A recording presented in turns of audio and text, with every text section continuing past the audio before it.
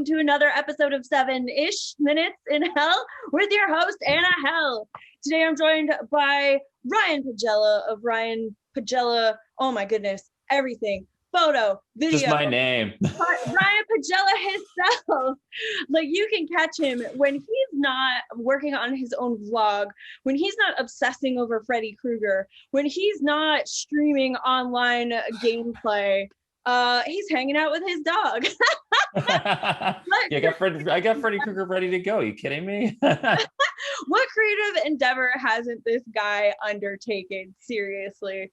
And now we all know this month for Pride, month of June, Pride 2021, we're definitely putting the spotlight on LGBTQ plus creators in the horror industry, movies, music, all that good stuff.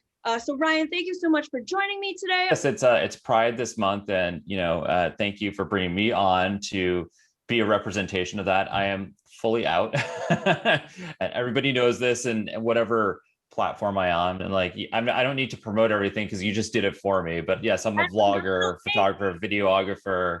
I do all those things. I have a X-Men podcast called The Mutant Ages, which is about the queer coding of the X-Men. I'm involved in the haunted house scene. I've been working in haunts since I was a child. Like, I literally started building haunts in my front yard when I was in, I don't know, 8th grade, and then took a couple years off after I graduated, and then became involved with a real big production haunted house and worked there for 10 years. And now I'm with a different company. So last year, not having anything all was very strange, and it was not normal for me. And you started haunts, like you mentioned. Tell us a little bit about, now I know Evidence of Evil. Tell us all a little bit about your work with Evidence of Evil as an actor. I know you were helping with casting. Yeah, so with Evidence of Evil, I've been there since, I think, when they branched off from Haunted Graveyard in Connecticut in 2015. And the first year I was just acting for them. I became their talent director for a couple of years there. Then I took a year off before 2020 happened because I had stuff going on in my personal life. Now I'm back, but there's two of us. There's two of us talent directors. There's Jess Corretto. She's fantastic. She's actually taking the brunt of everything right now, mostly because she's doing all the administrative stuff and hiring and a lot of the marketing. And before I did all that too, like, I hired all of our actors, I got out there, I did everything, and then trained them because I'm also part of the show. I'm almost always part of the show. And primarily this year, I'm going to be focusing on making sure the actors can act, because I am an actor, because you just add that to the long list of shit I do.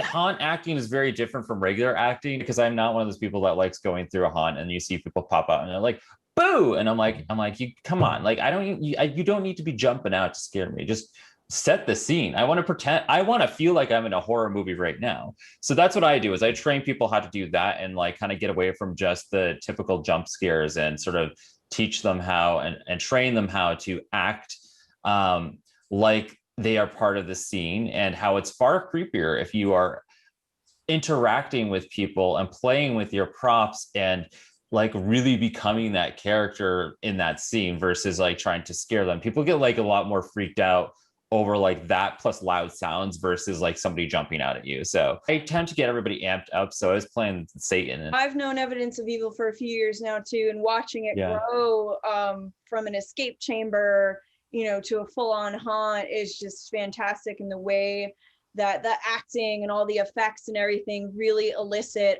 like, you can tell everybody is an actual horror fan.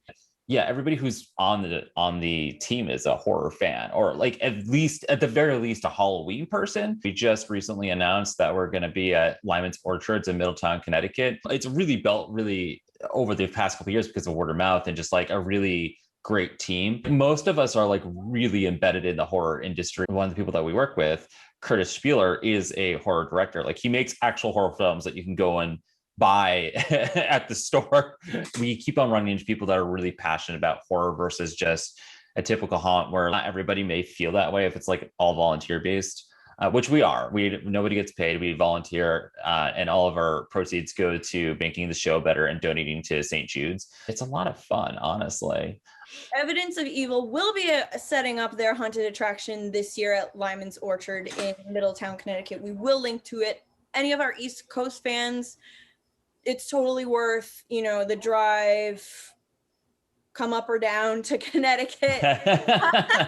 Your history, obviously, with horror movies, horror gaming, you're a huge Freddy Krueger fan. I am. That they need to know that. Yeah. If I had to rule the apocalypse, somebody would probably be with Freddy Krueger. If I'm scared of something, I get out and do it. Like I figure it out. And so that's why I got really into horror. I think something that like horror has really been able to amp up is that they have like these monsters that are just so interesting and so unique and so cool. And I like, I'm fascinated by them. And it's been a while since we've had a real good new one in the past like 10, 15 years, but like the 80s, man, they were rocking that then. Like, I've got a Twitch channel now and it's mostly horror. Like I'm playing Resident Evil right now, but I play Dead by Daylight with my friends almost every single night, in which you can either be the killer. I could be Freddy Krueger, or I could be a survivor who's going to be killed by him or potentially negotiate with him.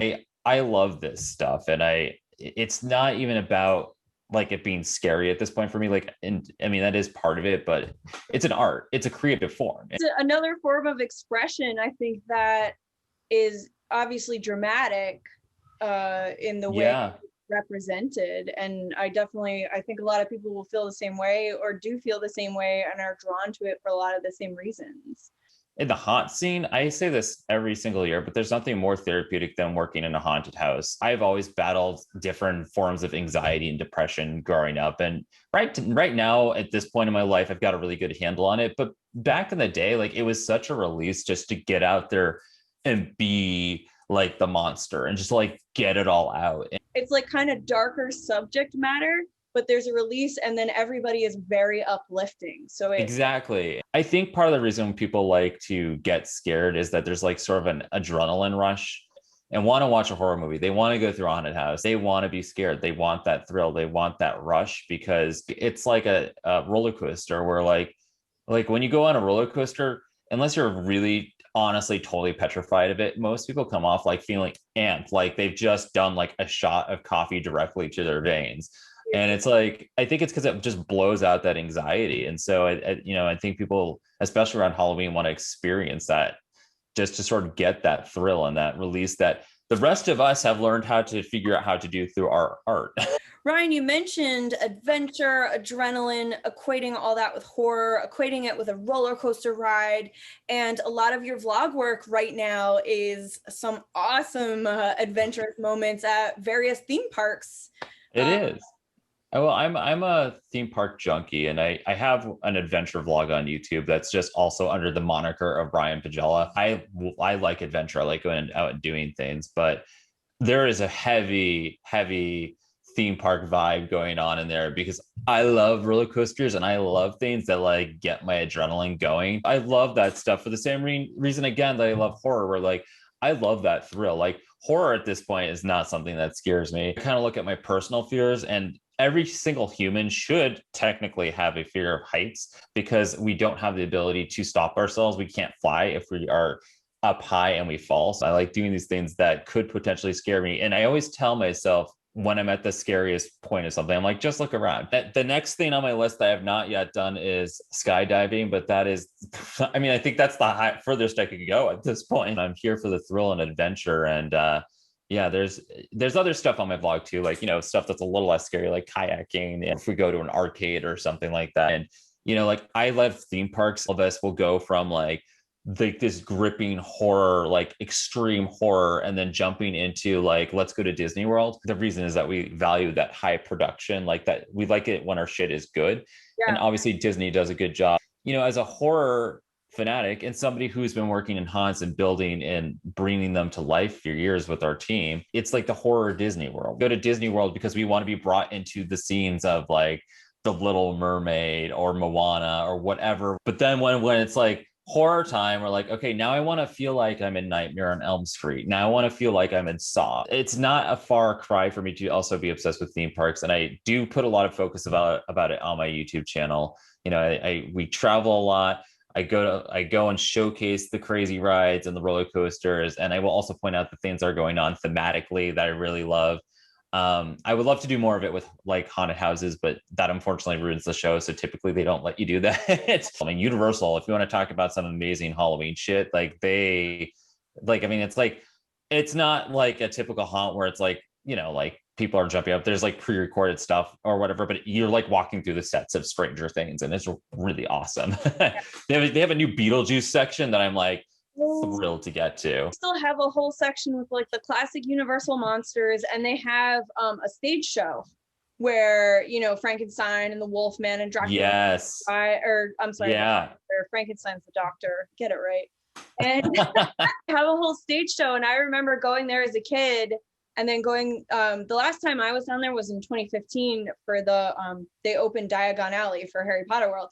Oh yeah, of course. Still had they had the stage show still going on, all the classic monsters, which we absolutely obviously love, and it's always a great time, definitely. Whoa, okay, Hellions, that's another episode of 7 Minutes in Hell. Thank you so much to RYAN Pagella for being here today.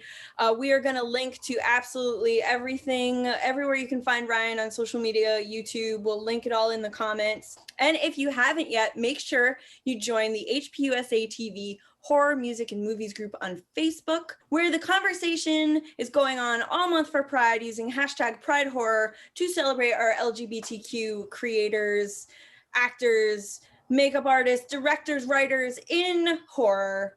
So definitely join the conversation and be a part of that. And don't forget to subscribe. All there. Push links. Push the buttons down below. Push the button. All right. Thank you so much, Ryan, for being here. Catch you later. Thank you for having me. Yeah. Take care. Rock on.